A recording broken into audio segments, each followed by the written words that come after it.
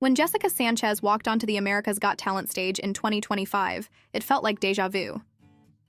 19 years earlier, she had been just a kid, wide-eyed, fearless, and ready to show America her voice for the very first time. Now, she returned as a grown woman with a story far deeper than any single note. This time, she wasn't there to impress. She was there to share, to prove that music isn't about perfection, it's about truth, about carrying pain, hope, and redemption in every word. Week after week, Jessica sang not only for herself but for her unborn daughter, for her family, and for the millions of people who thought they had already seen her story come to an end. And then, after months of breathtaking performances and millions of votes, the moment came.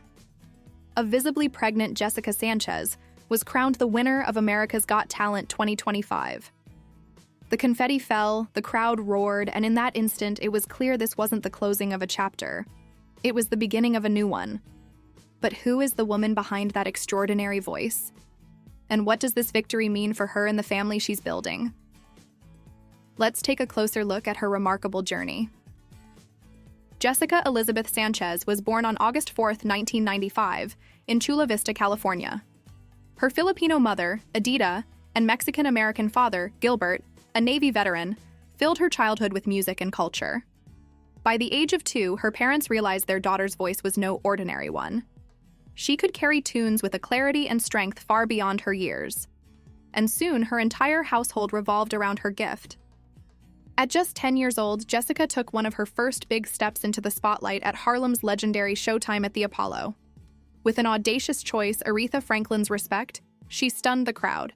The song was a bold declaration for a child, but it hinted at the kind of artist she was destined to be: fearless, soulful, and unwilling to shrink her talent for anyone.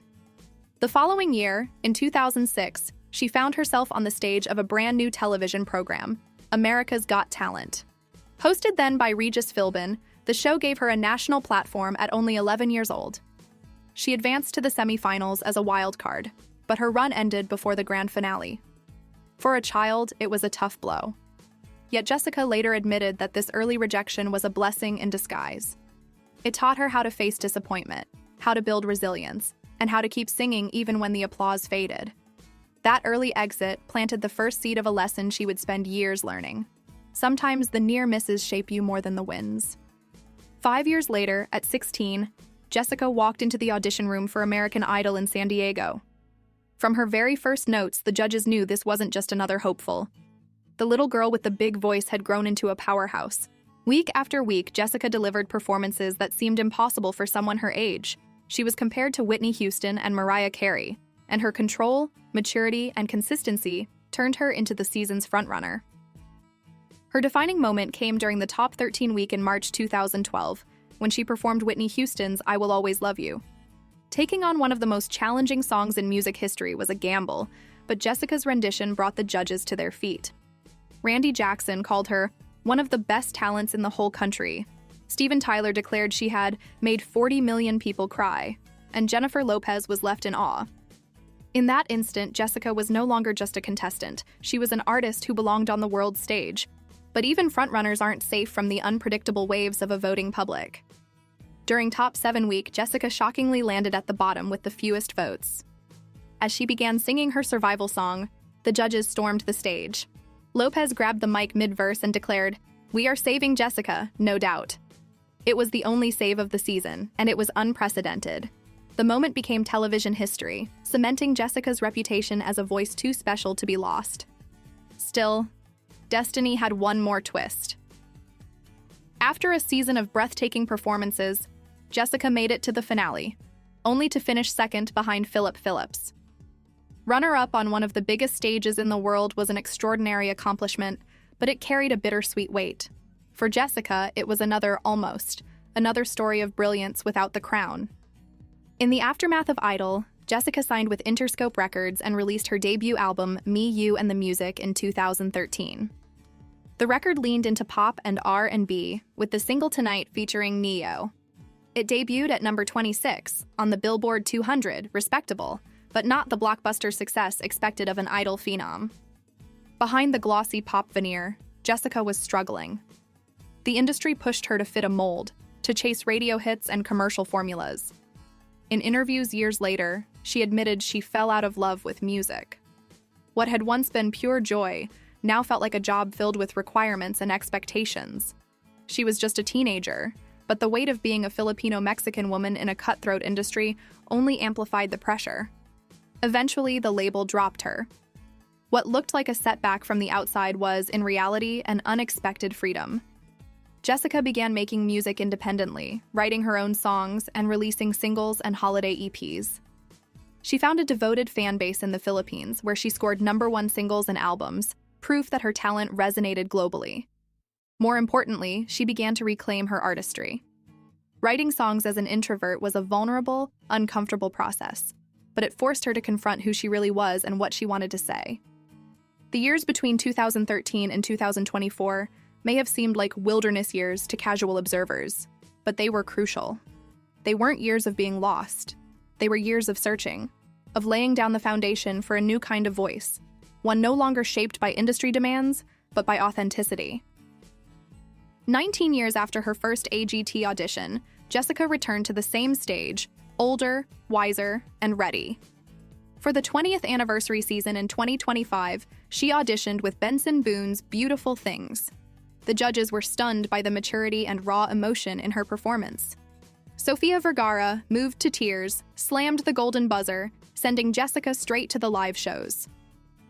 Just days later, Jessica discovered she was pregnant with her first child, a daughter. Far from holding her back, the pregnancy gave her an even deeper purpose. "Now I get to do this with my daughter," she said. "It's like a once-in-a-lifetime thing." Her pregnancy became part of her AGT journey. In the semi-finals, heavily pregnant, she sang JVKE's Golden Hour. The performance was luminous, tender, and powerful. Simon Cowell praised her song choice, while Sophia beamed with pride. On stage, Jessica wasn't just a contestant, she was a mother singing for two, her music infused with a vulnerability and strength that connected with millions watching. For the finale, she chose Die with a Smile by Lady Gaga and Bruno Mars. Dressed in white, radiant and glowing, she sang with all the force of her journey, technical brilliance combined with emotional authenticity. It was the kind of performance that made her entire story click into place. The judges called it flawless, breathtaking, and unforgettable. Simon Cowell, reflecting on her journey from an 11-year-old AGT hopeful to a pregnant champion, reminded the world of her resilience. Even if you don't win the first time, you've got to always believe in yourself. And that's what you've done. Winning AGT came with $1 million and a global spotlight, but for Jessica, those weren't the real rewards. The true victory was finally being able to define success on her own terms. Back in 2012, success was measured in record sales, chart positions, and the idol crown she never got. By 2025, success meant something else entirely. Authenticity, family, faith, and the freedom to create her own music. Her marriage to Ricky Gallardo, a lighting technician she wed in 2021, anchored her personal life. Their love story began when he saw her at a concert he was working, and boldly sent her a message saying he would marry her one day. Years later, he did. His steady support was the grounding presence Jessica had lacked during her teenage stardom. Her Christian faith also gave her strength throughout the AGT season. "My identity is in Christ," she said. "That's what has kept me steady. No matter the outcome, this is His will, not mine." That faith allowed her to approach the competition not as a desperate bid for validation, but as an opportunity to share her gift. Now, with AGT behind her, Jessica has the leverage to release the music she has been quietly writing for years. Music that reflects her real voice, not one manufactured for a market.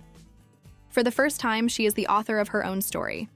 Jessica Sanchez's journey is a rare kind of epic, unfolding across 2 decades and 2 of television's biggest stages. We saw the precocious 11-year-old, the teenage phenom who nearly won it all, the young woman who felt lost in the industry, and finally, the 30-year-old mother-to-be who came home to the AGT stage and claimed her crown. Her victory in 2025 wasn't just about having one of the best voices in the competition, it was about having one of the most compelling stories.